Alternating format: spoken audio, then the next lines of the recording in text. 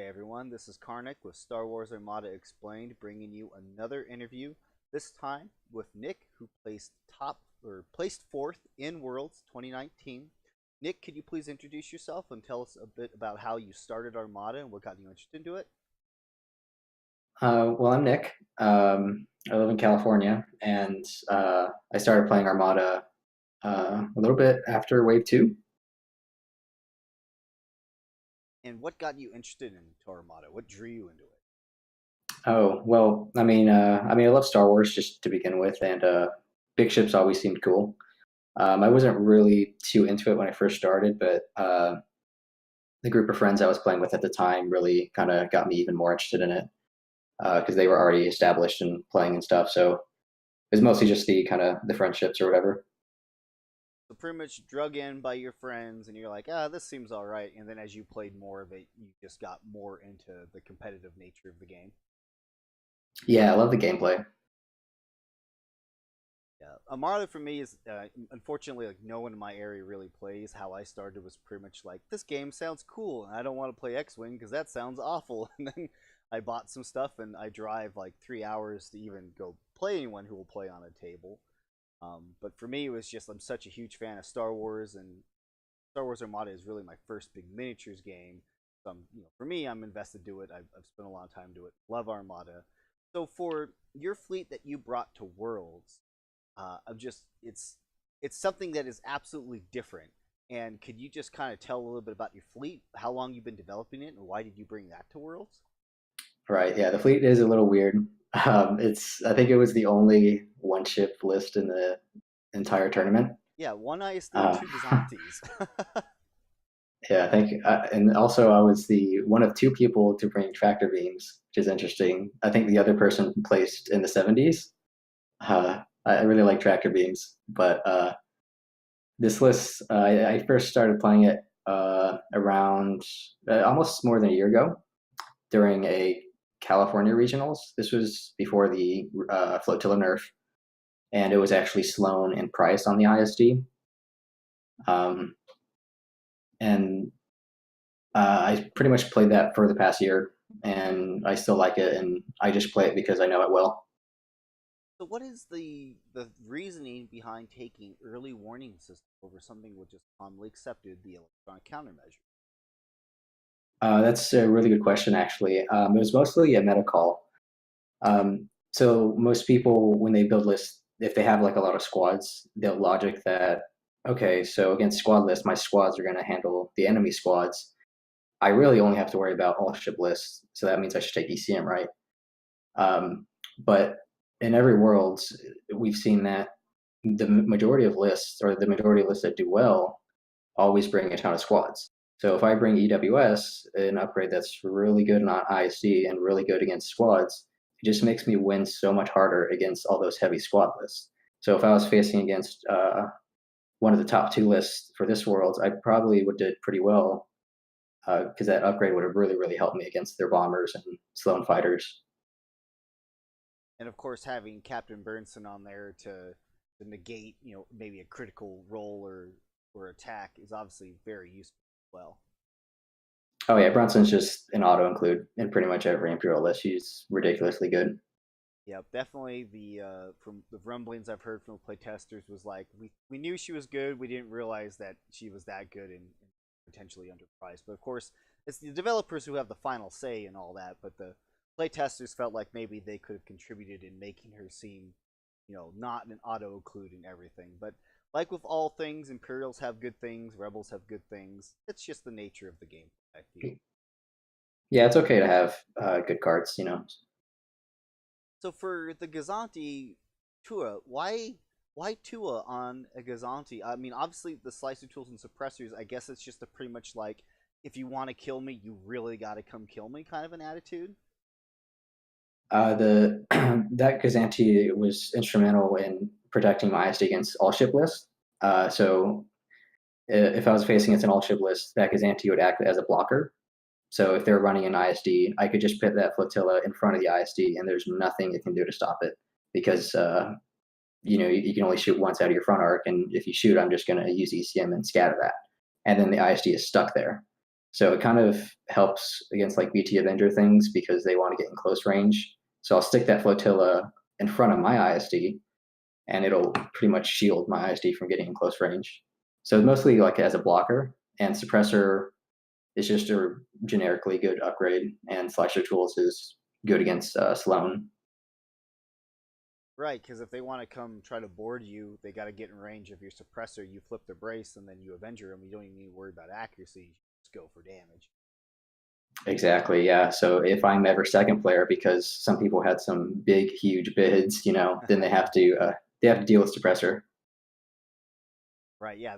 I played one guy who had something like 370. They had like a 30-point bid. I just was blown away by it. It's like, why?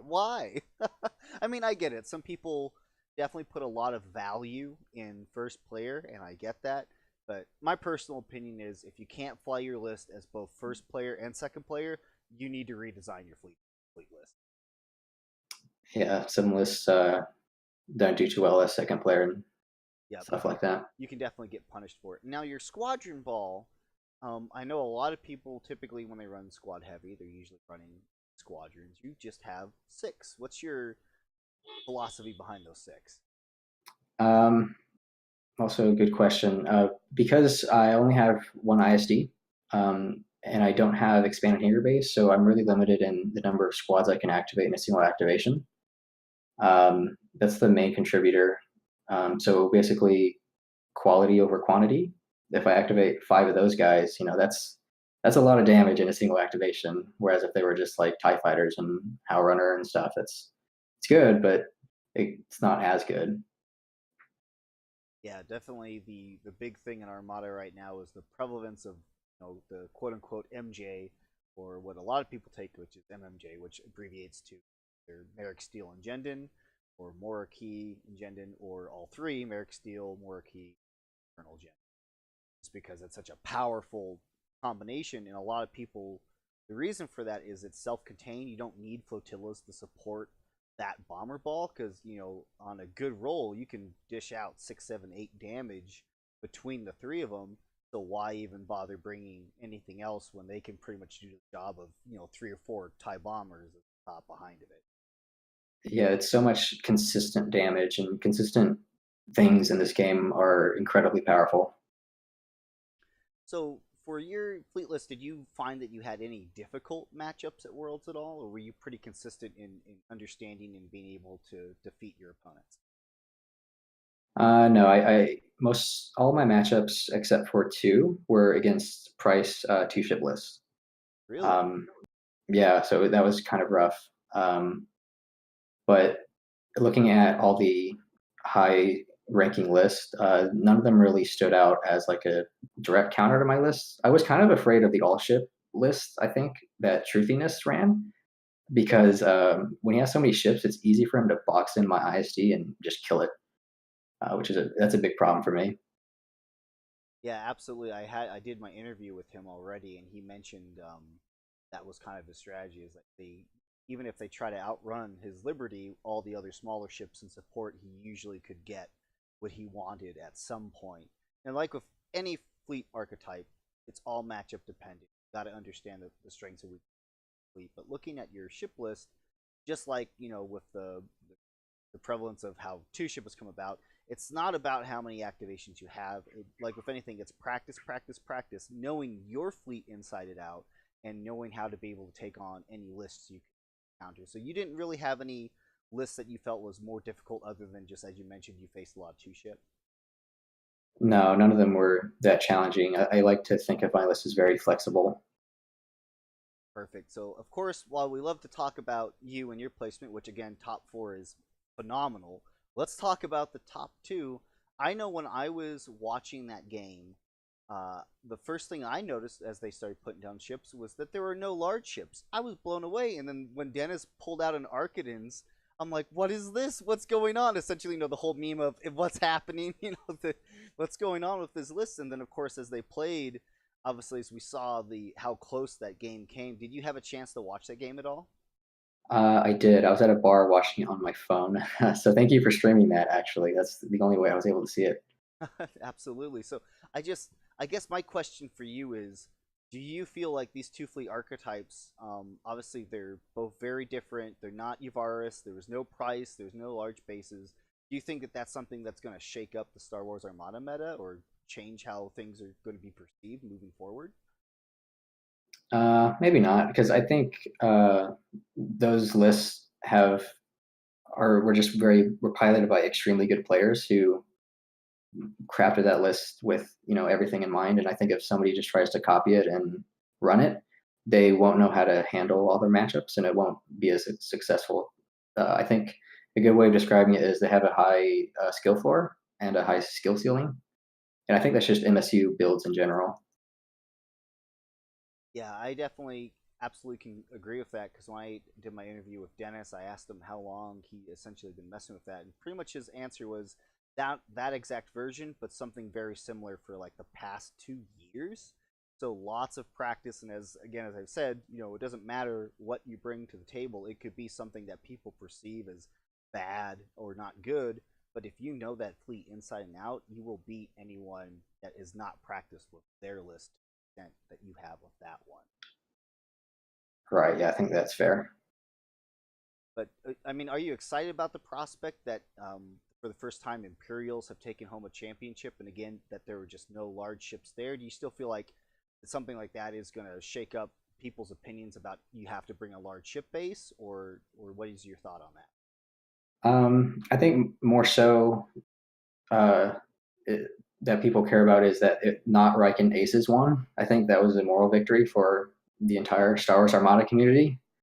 But yeah, not having a large ship on the table is strange, but it's not unheard of. The past couple worlds, large ships have not really shown up on the top tables that much. I think last year it was okay. Last year, yeah, there was actually two pickles, I think, on both sides. Or no. Nathan ran a pickle and Yick ran an MSU list. And Yes. then the year before that, it was I think it was that Riken Aces year, Yeah, there was Riken Aces on Riken Aces. right? So I mean, yeah, large ships didn't show up. Don't really show up that much. Yeah, So it's not that big a deal to me personally, but I'm not sure. yeah, it's definitely something on the Armada Discord. The general opinion is that large ships are doing really well right now. But as we saw, they didn't get the top table. But I do think that they are slowly coming more into prevalence of getting higher up because of, whether if you love it or hate it, the activation shenanigans that Bale, Price, and Advisor are bringing. We definitely have seen more large ships. But that kind of leads me into another thing about the Armada community has been having grumblings about is the squadrons. I mean, we pretty much have seen squadrons at top of worlds for years and years and years. And some people feel like that is starting to have a negative impact on the game. Other people think that that's just part of the game and you just need to accept it. What is your thoughts on Well, it's a little bit of both. Squadrons are not always fun to play. There's a lot of micromanagement involved, and it can get very tedious. And having to min max a squadron so that it's in medium range of one ship in range one of a squadron, but not in range one of this other squadron.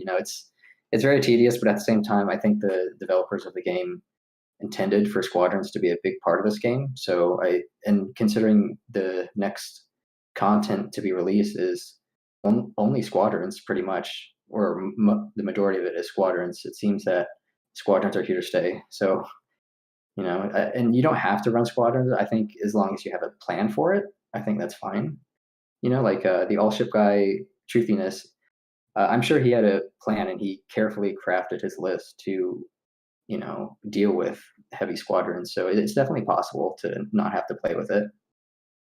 Absolutely. And the squadrons, as you mentioned, you need to have a plan. Your plan being, oh, I'll just go kill the carrier. That's, I mean, yes, it's a plan, but it's not the plan of how you're actually going to accomplish that. Like, if anything, you need to have practice. You need to have a focus of how you're going to accomplish your goals. And a large part of that, I feel too, is baiting and also anticipating your opponent. Yeah, and a lot of predicting what kind of objectives you're going to be seeing. Sometimes it's the correct move to go second against a squadron player as an all ship list, and so there's a lot of nuances in regards to choosing first or second or choosing the right objective. Yes, I agree with that. And to go back to your point about you made about Rebellion in the Rim, so I know that they only mentioned how squadron cards, but there are new ship titles coming out with that, and obviously we're getting 12 new objective cards, which I feel is also going to drastically shake up the meta. Yeah, that's. I'm really looking forward to seeing some more previews of that. I think that'll really shake up the game quite a bit. Yeah, I mean, I for one am sick of always seeing for red objectives, most wanted, contested outposts, superior positions. There's other objectives that I love, but it's hard to bring them because of certain fleet archetypes that depend on bringing certain types of objectives. Yeah, we need more powerful objectives so that people can build their list around it. So moving on to the new, I mean, this leads into obviously the new content. So it seems like you're definitely excited about the Rebellion in the Rim. Obviously, we just got the huge announcement, not only at Worlds, but Star Wars Celebration. More ships are on the way. We've got Clone Wars coming out. What of that content are you most looking forward to? It's a good question. I don't know. I mean, really, all of it. There's not really any specific, thing that I'm looking forward to the most. New objectives are cool. New ships are cool. I can't wait to see, a Venator on the table. Everyone wants to see that, ever since this game got created. So that's going to be sweet. Yeah, I'm definitely excited about the prospect of, obviously FFG hasn't said yet if the new Clone Wars factions are going to be compatible. You'll see like Rebels versus Republic or anything like that, or if they're going to keep them separated into their own eras. I'd like to think that they are wanting to design it so that you could play any faction against any faction, like what they've been doing with X-wing and. Yeah, that would make sense. I totally agree. And I think that's the most likely path that they're headed down. And with this new content, again, I always try to keep telling people this. FFG is not dumb. They've got great designers. Obviously, with the X-Wing 2.0, they've been focused on that. Now I feel like they could come back to Armada. Like with anything, Star Wars or the Battlestar Galactica is what I try to relate it to. They have a plan. They know what they're doing. I feel like they've been doing better on communicating to the community compared to last year, which was awful. Yeah, it wasn't very good. Seems like they had a lot on their plate with the whole X-Wing 2.0 and the Legion release. So I don't blame them. So with all of this, do you have anything specific? Is there any other content you want to talk about, or anything Star Wars Armada related? Do you have any shout outs? Not really. No. Well, great. Well, I do appreciate you coming on and conversing and doing this interview. A lot of people have been messaging me and saying, hey, thanks for doing these interviews, because a lot of the greater community doesn't get to read into the mindset of these players at these top tables and learn and hear their stories. So, again, thank you for agreeing to do this. And to the viewers who are watching, thank you for watching this interview. If you do have any comments for Nick here, be sure to post them on the YouTube channel. I do convey them to them so that they can answer any questions that you have. Otherwise, thank you, Nick, for joining me. Thank you, everyone, for watching. And like always, I'll catch you guys next time.